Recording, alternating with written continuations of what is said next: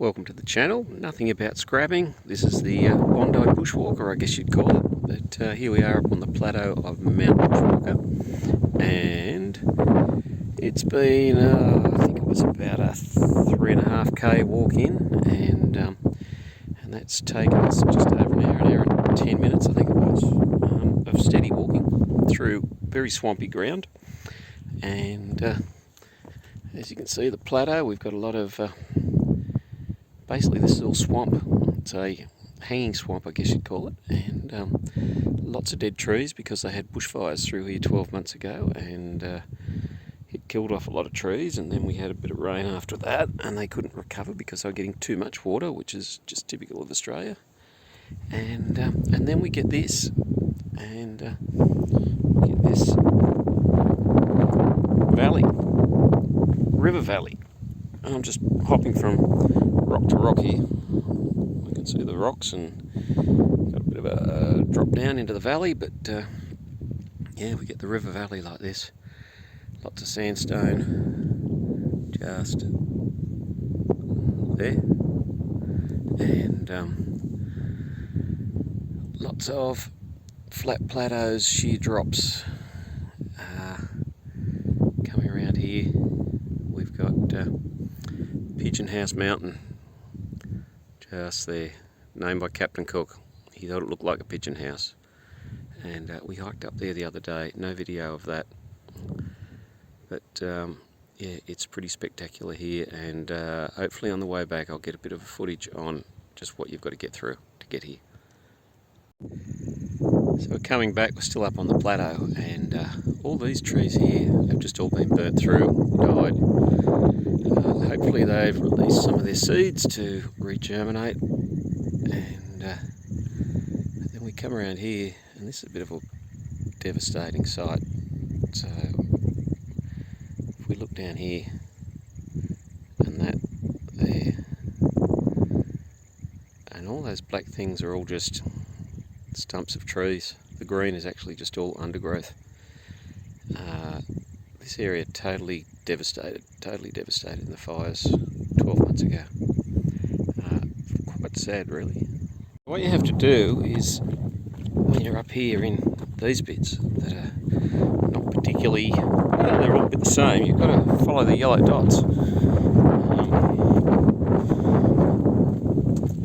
And then you get to what's a reasonably well made track, and you follow that, and then eventually you get to the boardwalk. So you do have to be careful. Oh, there's another yellow dot. You do have to be careful up here, because if you go off the track, you really are in the middle of nowhere, and you will be in a world of pain. The high chance of being affected by the environment.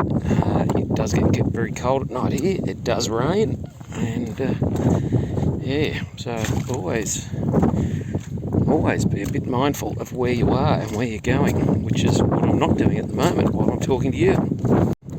So now we're actually walking through the swamp, and you can see the boardwalk there, and then we'll go into a bit of a sandy bit.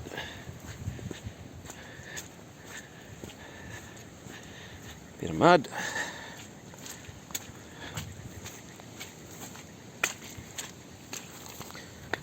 And then onto the boardwalk. Boardwalk, mud, stepping stones made out of tree trunks.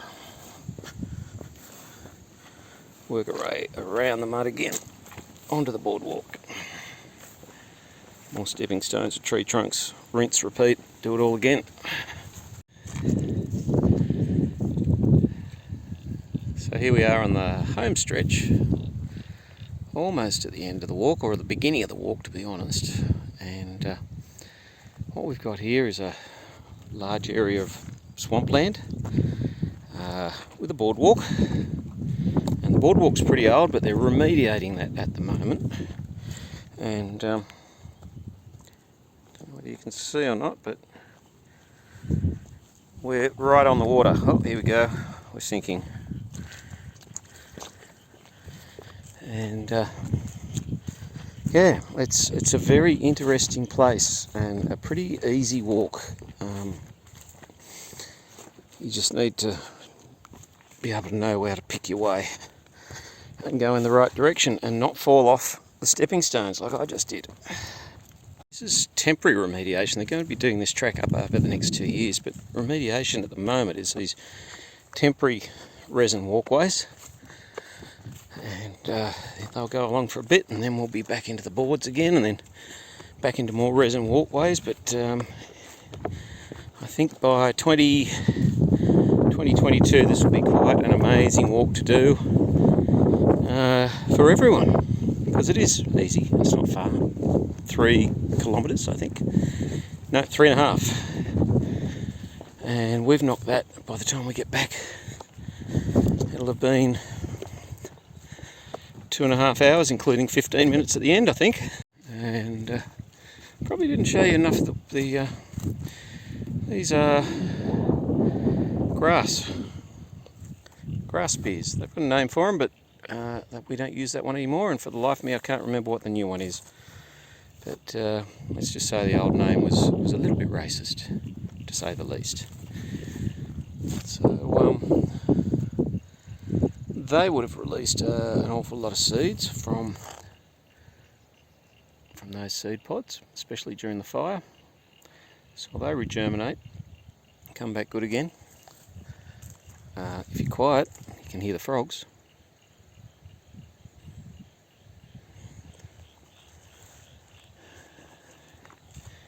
We're back on the resin impregnated walkway again, which is brilliant stuff. It does not rust.